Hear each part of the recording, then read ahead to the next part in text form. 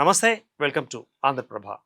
18 June 2026 రాజస్థాన్లోని శ్రీ గంగానగర్లో చోటు చేసుకున్న ఓ ఘటన దేశవ్యాప్తంగా తీవ్ర కలకలం రేపుతోంది. ఓ 13 ఏళ్ల బాలిక తన స్నేహితురాలి ఇంటి నుంచి సొంత ఇంటికి తిరిగి వెళుతున్న సమయంలో ఈ రిక్షా డ్రైవర్ను కలిసింది. ఇంటి దగ్గర దింపుతానని నమ్మబలికిన ఆ డ్రైవర్ను నమ్మిన ఆ చిన్నారి అతనితో వెళ్ళింది. కానీ ఆ బాలిక ఇంటికి చేరుకోలేదు. పోలీసుల దర్యాప్తులో వెలుగులోకి వచ్చిన విషయాలు అందరినీ దిగ్భ్రాంతికి గురిచేశాయి. ఇంటికి వెళ్లాల్సిన ఆ డ్రైవర్ ఆ బాలికను మరో చోటికి తీసుకెళ్లినట్లుగా తెలియంది. కొన్ని రోజుల తర్వాత ఆ చిన్నారి ఆచూకీ లభించడంతో అసలు ఘటన బయటపడింది. ఆ తర్వాత బయటకు వచ్చిన నిజాలు ప్రజలను షాక్కు గురిచేశాయి. శ్రీగంగానగర్లో జరిగిన ఈ ఘటన కేవలం ఒక క్రిమినల్ కేసు మాత్రమే కాదు. ఇది సమాజాన్ని, వ్యవస్థను, పిల్లల భద్రతను ప్రశ్నించే ఘటనగా మారింది. చిన్నారుల రక్షణ బాధ్యత ఎవరిది? ఇలాంటి నేరాలు జరగకుండా ముందస్తు చర్యలు ఎందుకని తీసుకోలేకపోతున్నారు? నేరాలకు సహకరించే వ్యవస్థలోని లోపాలను ఎవరు ప్రశ్నించాలి అనే ప్రశ్నలు ఇప్పుడు తెరపైకి వస్తున్నాయి. పోలీసులు నమోదు చేసిన ఎఫ్ఐఆర్ ప్రకారం జూన్ 18న 13 ఏళ్ల బాలిక శ్రీ విజయనగర్ ప్రాంతంలోని ఒక స్నేహితురాలి ఇంటికి వెళ్ళింది. సాయంత్రానికి తిరిగి ఇంటికి చేరుకోవాల్సి ఉంది. కానీ తిరుగు ప్రయాణంలో ఆమె ఈ రిక్షాను ఎక్కింది. ఆ సమయంలో డ్రైవర్ ఆమెను ఇంటికి సురక్షితంగా తీసుకువెళ్తానని చెప్పాడు. అయితే ఆ మాటలను నమ్మిన చిన్నారికి ఊహించని పరిస్థితులు ఎదురయ్యాయి. ఇంటికి తీసుకెళ్లాల్సిన డ్రైవర్ ఆమెను ఒక హోటల్కు తీసుకెళ్లినట్లుగా పోలీసుల దర్యాప్తులో బయటపడింది. ఆ తర్వాత ఆ బాలికకు ఎదురైన దారుణ పరిస్థితులు బయటకు రావడంతో ప్రజలు తీవ్ర ఆగ్రహానికి గురయ్యారు. ఒక్క హోటల్లో మాత్రమే కాకుండా శ్రీ గంగానగర్లోని మరికొన్ని హోటళ్లలో కూడా పలువురు వ్యక్తులు ఈ ఘటనలో భాగమైనట్లుగా ఆరోపణలు వచ్చాయి. ఇక పోలీసులు చెబుతున్న వివరాల ప్రకారం జూన్ 18 సాయంత్రం వరకు బాలిక ఇంటికి రాకపోవడంతో కుటుంబ సభ్యులు ఆందోళన పడ్డారు. బంధువులు, స్నేహితులు, చుట్టుపక్కల వారిని సంప్రదిస్తూ బాలిక ఆచూకీ కోసం వెతికారు. కానీ ఎక్కడా సమాచారం మాత్రం లభించలేదు. దీంతో జూన్ 19న కుటుంబ సభ్యులు పోలీసులను ఆశ్రయించారు. బాలిక కనిపించడం లేదంటూ ఫిర్యాదు చేశారు. వెంటనే పోలీసులు మిస్సింగ్ కేసు నమోదు చేసి దర్యాప్తును ప్రారంభించారు. మొదట ఇది సాధారణ అదృశ్యం కేసుగా భావించిన పోలీసులు దర్యాప్తు కొనసాగిస్తూ ఉండగా అసలు విషయాలు ఒక్కొక్కటిగా బయటకొచ్చాయి.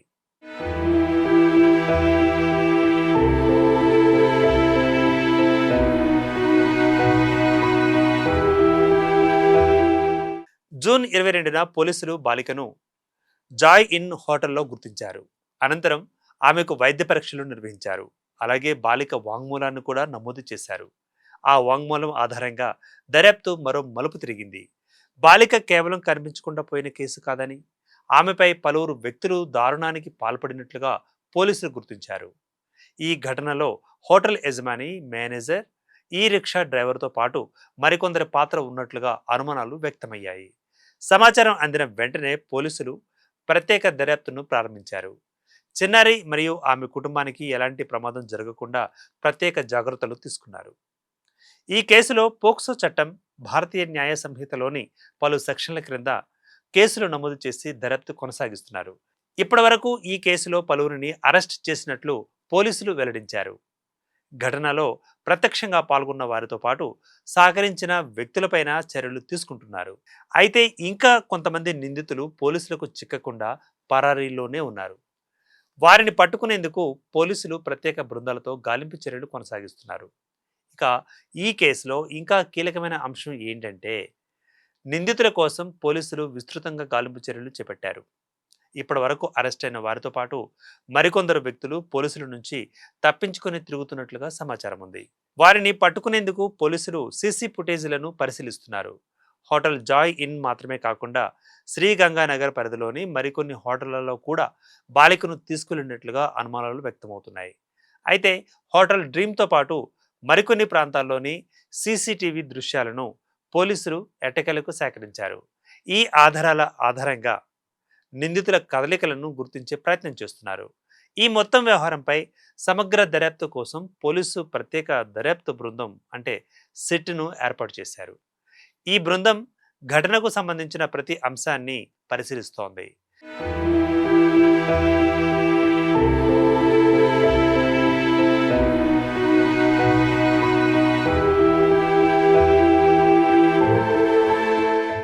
బాలికను ఎవరు తీసుకువెళ్లారు?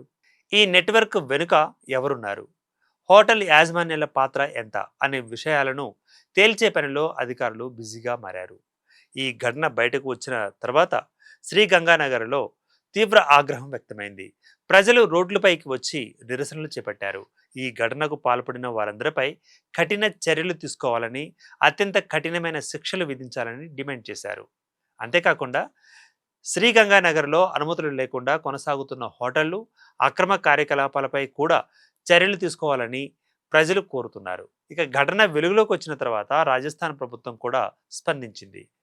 నిందితులపై చర్యలు తీసుకోవడంతో పాటు అక్రమ కార్యకలాపాలకు కేంద్రాలుగా మారిన ప్రదేశాలపై చర్యలు తీసుకోవాలని అధికారులను ఆదేశించింది. కొన్ని చోట్ల బుల్డోజర్ చర్యలను కూడా చేపట్టింది. అయితే ఇక్కడే ఒక పెద్ద ప్రశ్న తలెత్తుతోంది. ఇలాంటి ఘటనలు జరిగిన తర్వాత మాత్రమే అధికారులు స్పందించాలా అంటూ. ముందుగానే వ్యవస్థ ఎందుకు అప్రమత్తం కాలేదు అనేది ఇప్పుడు చర్చనీయాంశంగా మారిన ప్రశ్న. ఒక చిన్నారి అనేక రోజుల పాటు ఇలాంటి పరిస్థితుల్లో ఉండాల్సి రావడం వెనుక ఎవరి నిర్లక్ష్యం దాగుంది? ఈ నెట్వర్క్ ఇంతకాలం ఎలా కొనసాగింది?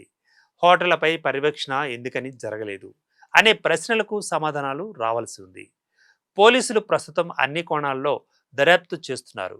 ఈ రిక్షా డ్రైవర్ పాత్ర ఏంటి? అతడు ఈ నెట్వర్క్లో భాగమా, లేక మరెవరైనా అతడిని ఉపయోగించుకున్నారా అనే కోణంలో కూడా పరిశీలిస్తున్నారు.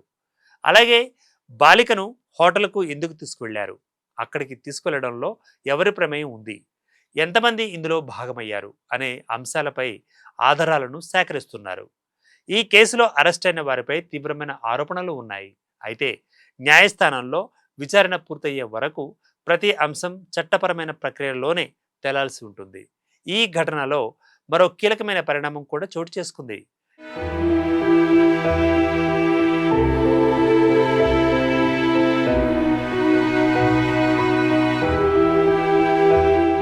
న్యూజిలాండ్లో నివసిస్తున్న ఓ ఎన్ఆర్ఐని కూడా పోలీసులు అరెస్ట్ చేసినట్లుగా తెలుస్తోంది. ఇక అతడు తన వివాహం కోసం శ్రీగంగానగర్కు వచ్చిన సమయంలో ఈ కేసులో ఆరోపణలు ఎదుర్కొంటున్నట్లుగా తెలుస్తోంది. అయితే ఆ వ్యక్తి పాత్ర ఎంత?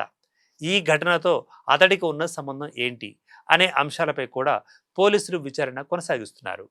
ఈ కేసు ఒక వ్యక్తితో ముగిసిపోయే విషయం కాదని, దీని వెనుక పెద్ద నెట్వర్క్ ఉందా అనే కోణంలో కూడా అధికారులు దర్యాప్తు చేస్తున్నారు. శ్రీగంగానగర్లోని కొన్ని హోటళ్లలో అక్రమ కార్యకలాపాలు జరుగుతున్నాయా, వాటికి ఎవరి సహకారం ఉంది అనే అంశాలపైన కూడా దృష్టి పెట్టారు అధికారులు. చిన్నారుల భద్రత విషయంలో ఇలాంటి ఘటనలు మరోసారి పెద్ద హెచ్చరికగా మారిపోయాయి. కేవలం నేరం జరిగిన తర్వాత చర్యలు తీసుకోవడం కాకుండా ఇలాంటి ఘటనలు జరగకుండా ముందస్తు చర్యలు అవసరమనే అభిప్రాయాలు సర్వత్రా వ్యక్తమవుతున్నాయి.